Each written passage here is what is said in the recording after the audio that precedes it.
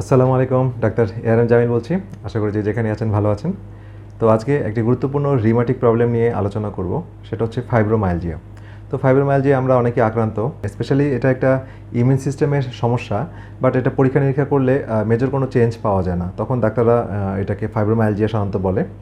এবং অন্যান্য rheumatic problem যেমন rheumatoid arthritis, ankylosing spondylitis, seronegative arthritis সহ সোরিয়াটিক আর্থাইটিস, বিভিন্ন প্রবলেমে অনেক মানে মার্কার চেঞ্জ পাওয়া যায়। হ্যাঁ, ব্লাডের অনেক মার্কার চেঞ্জ পাওয়া যায় বা ইনফ্ল্যামেটরি মার্কার পাওয়া যায়, কিন্তু ফাইব্রোমায়ালজিয়াতে সাধারণত ব্লাডের বায়োকেমিস্ট্রিক্যাল চেঞ্জ, ফিজিক্যাল চেঞ্জগুলো খুব বেশি পাওয়া যায় না, কিন্তু রোগীরা অনেক ধরনের সমস্যায় ভুগে। তবে এটা একটা ইমিউন সিস্টেমের প্রবলেম এবং এটার কোনো ইনফ্ল্যামেশন হয় না শরীরে, এবং এটা সারা শরীরে এটার প্রভাব ফেলে, ইম্প্যাক্ট পড়ে সারা শরীরে। এবং এটার একটা স্টাডি দেখা গেছে যে আমেরিকান স্টাডিতে যে 2-3% আমেরিকানসরা ফাইব্রোমায়ালজিয়ায় আক্রান্ত। এখন এটার কজ বর্তমান মেডিকেল সায়েন্স এখন পর্যন্ত বের করতে পারেনি, সুতরাং এটা নন স্পেসিফিক বলা যায়। এবং রিস্ক ফ্যাক্টর, কারা ঝুঁকিতে আছেন ফাইব্রোমায়ালজিয়ার? তো যাদের লিউপাস বা রিমাটেড আর্থাইটিস এক্সিস্টিং অলরেডি আছে, হ্যাঁ, বা একটা এসএলই বা লিউপাস যেটা রোগ হয়, তাদের ফাইব্রোমায়ালজিয়া হওয়ার ঝুঁকি অনেক বেশি। ফিমেল পেশেন্টের কম্পারেটিভলি মেল পেশেন্টের তুলনায় বেশি।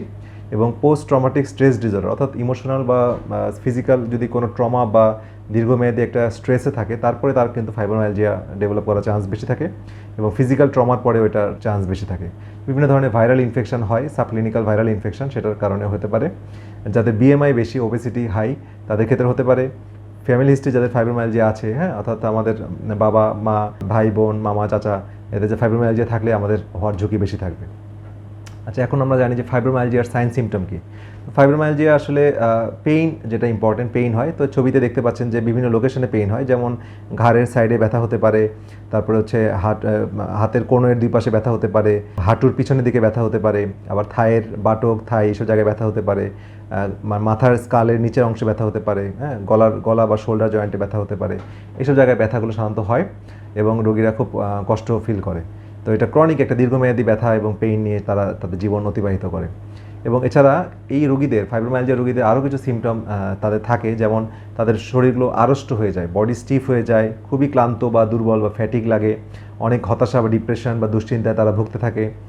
এছাড়া তাদের মধ্যে কগনিটিভ চেঞ্জেস হয়, অর্থাৎ তাদের মেমোরি কমে যায়, আশেপাশের সারাউন্ডিং সম্পর্কে তাদের অ্যালার্টনেস কমে যায়, আগ্রহ হারিয়ে ফেলে, এই জাতীয় বিষয়গুলো থাকে।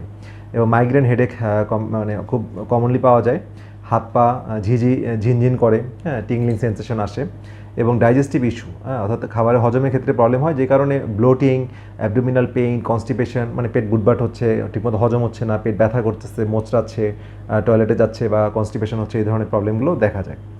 আচ্ছা, এখন আমরা ফাংশনাল মেডিসিনে আমরা যেভাবে চিন্তা করি যে ফাইব্রোমায়ালজিয়ার রুট কজটা বের করার জন্য, তো রুট কজে ফাংশনাল মেডিসিন ডাক্তাররা সাধারণত যেটা বের করেছেন বা দেখেন, সেটা হচ্ছে কিছু কিছু জিনিস যেটা কনভেনশনাল ডাক্তাররা সাধারণত এভাবে ফোকাস করেন না, যেটা হচ্ছে গ্লুটেন ইনটলারেন্স। অর্থাৎ গ্লুটেন, যেমন গম থেকে যে গ্লুটেন আসে সেটা অনেকে সহ্য করতে পারে না, ম্যাক্সিমাম লোকই।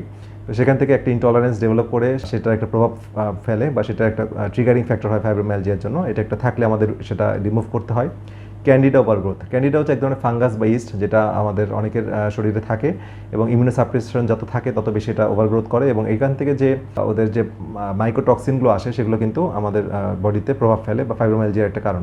যাদের থাইরয়েড ফাংশন কম থাকে তাদের ক্ষেত্রে ফাইব্রোমায়ালজিয়ার ঝুঁকি থাকে, বা ফাইব্রোমায়ালজিয়া রোগীতে দেখা যাচ্ছে যে 90% বা 80% ক্ষেত্রেই থাইরয়েডের ফাংশন কম থাকে, দুর্বল থাকে। কিছু ভিটামিন ডেফিসিয়েন্সি এখানে রেসপন্সিবল, যেমন ভিটামিন ডি কমে গেলে ভিটামিন B12, ম্যাগনেশিয়াম, এগুলো খুব গুরুত্বপূর্ণ ভূমিকা পালন করে, এবং ভাইস ভার্সা, অর্থাৎ এগুলো ট্রিটমেন্টের ক্ষেত্রেও এগুলো বাড়ালে দেখা যায় ফাইব্রোমায়ালজিয়া সিমটমগুলো কমে আসতেছে। ইভেন ম্যাগনেশিয়াম, অনেক ক্ষেত্রে ম্যাগনেশিয়াম নিজেই অনেক ফাইব্রোমায়ালজিয়া সিমটমকে রিমুভ করে ফেলে। এছাড়া যাদের পেটের সিবু বা লিকি গাট সমস্যা আছে তাদের ক্ষেত্রে ফাইব্রোমায়ালজিয়ার ঝুঁকি বেশি। সিবু বা লিকু গাট নিয়ে আমার ভিডিও আছে, সেগুলো কাইন্ডলি আপনারা আমার চ্যানেলে দেখে নেবেন, লিকি গাট সম্পর্কে বিস্তারিত বলা আছে। অ্যাড্রিনাল ফ্যাটিক, এটা নিয়ে আমার ভিডিও করা আছে, অর্থাৎ অ্যাড্রিনাল গ্ল্যান্ড কিন্তু আমাদের স্ট্রেস ম্যানেজমেন্টে কর্টিসল রিলিজ করতে হেল্প করে। সুতরাং ফাইব্রোমায়ালজিয়া যেহেতু ক্রনিক একটা স্ট্রেস ডিসঅর্ডার, সেক্ষেত্রে অ্যাড্রিনাল ফ্যাটিক হয়ে যায়, এবং অ্যাড্রিনাল ফ্যাটিককে কারেকশন করার মাধ্যমে ফাইব্রোমায়ালজিয়া থেকেও রোগীদেরকে বের করে আনা সম্ভব হয়। মাইক্রোটক্সিন, বিভিন্ন ফাঙ্গাসের যে টক্সিনগুলো লিবারেট করে সেটাও আমাদের বডিতে প্রভাব ফেলে ফাইব্রোমাইলজিয়াতে সমস্যা তৈরি করে। মার্কারি টক্সিসিটি, মার্কারি একটা হেভি মেটাল, এটা যদি শরীরে বেশি পরিমাণে থাকে তাহলেও এটা একটা ফাইব্রোমাইলজিয়ার সিমটমকে ট্রিগার করে বা কজ তৈরি করে। এবং মার্কারি ক্ষেত্রে অনেক সময় আমাদের দাঁতের যে ডেন্টাল অ্যামালগাম, হ্যাঁ, অনেক সময় ডেন্টিস্টের কাছে গেলে ফিলিং করার সময় মার্কারি দিয়ে দেয়, তো সেটা আপনারা একটু চেক করে নেবেন, কারণ ওটাতে ক্রনিক এক্সপোজার হতে থাকে মার্কারি সারা শরীরে। মার্কারি, লেড, ক্যাডমিয়াম, এগুলো হেভি মেটালগুলো শরীর থেকে এলিমিনেট করতে হবে। MTHFR জিন, এটা একটা ইম্পর্টেন্ট জিন যেটা প্রভাবে আমাদের মিথাইলেশন হয় এবং লিভার ডিটক্সিফিকেশন করে।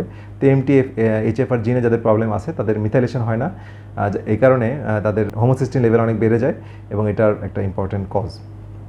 এরপর লাস্ট যেটা কজটা আমরা বলতে চাচ্ছি সেটা গ্লুটাথিয়ন ডেফিসিয়েন্সি।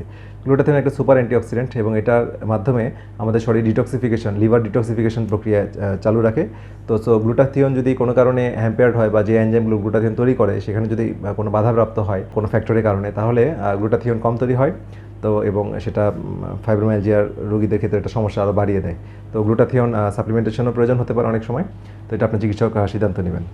তো এখন ট্রিটমেন্টের ক্ষেত্রে আমরা সাধারণত যেটা করি, ফাংশনাল মেডিসিন পার্সপেক্টিভে আমরা পেশেন্টকে টোটাল হিস্ট্রি বা কেস টেকিং করার পর দেখি যে তার কোথাও কোনো ঘাটতি আছে কিনা বা কোনো রং ফুড বা হেভি মেটালের উপস্থিতি আছে কিনা। তো সেই অনুযায়ী তার লাইফস্টাইল পরিবর্তন, heavy metal elimination, detoxification, vitamin nutrition ডেফিসিয়েন্সিগুলো কারেকশন করা, এগুলোকে এবং গাট হেলথ নিশ্চিত করা, হেলদি এনভায়রনমেন্ট, হেলদি পিএইচ, এগুলোকে ওভারঅল বডির নিউট্রিশনগুলোকে, ভ্যালুগুলোকে দেখা হয়। এছাড়া আরেকটা important alternative form of medicine সেটা হচ্ছে হোমিওপ্যাথি, যেখানে সিমটম সিমিলারিটির মাধ্যমে ট্রিটমেন্ট দেওয়া হয়। তো সেটাও যেহেতু এটা একটা সাইড ইফেক্ট ফ্রি এবং WHO এর মতে এটা second world wide largest medical সিস্টেমে আছে। এবং হোমিওপ্যাথি আসলে খুব জনপ্রিয় বিকজ এর কারেক্ট মানে ইফিকেসি নিয়ে এটা এখনও জনপ্রিয় এবং হোমিওপ্যাথির এখানে অনেক হেল্প করে বিকজ এখানে যখন সিমটম সিমিলারিটি দেওয়া হয় তখন হোমিওপ্যাথির যে প্রিন্সিপাল সেটা হচ্ছে একই জাতীয় সমজাতীয় সিমটম যেটা অধিকত শক্তিশালী সেটা শরীরে থাকে এবং কম্পারেটিভলি যেটা কম স্ট্রেংথের সিমটম সেটা এলিমিনেট হয়ে যায়। তো হোমিওপ্যাথি এখানে খুব গ্রেট রোল প্লে করে। তো যাই হোক, এই পদ্ধতির মাধ্যমে আমরা ফাংশনাল মেডিসিন এবং হোমিওপ্যাথি দুটো ইন্টিগ্রেটেড অ্যাপ্রোচের মাধ্যমে আমাদের ফাইব্রোমাইলজিয়া পেশেন্টদের চিকিৎসা করে থাকি। সুতরাং যেসব ভাই বোনেরা ফাইব্রোমাইলজিয়া আক্রান্ত তাদের হতাশ হওয়ার কিছু নেই, তারা চেষ্টা করেন, ইনশাআল্লাহ ফাইব্রোমাইলজিয়া থেকে আপনারা বেরিয়ে আসতে পারবেন। তো আজকে ভিডিও এই পর্যন্তই। সবাই ভালো থাকেন, সুস্থ থাকেন। পরবর্তী ভিডিও দেখা আমন্ত্রণ রইল। আল্লাহ হাফিজ।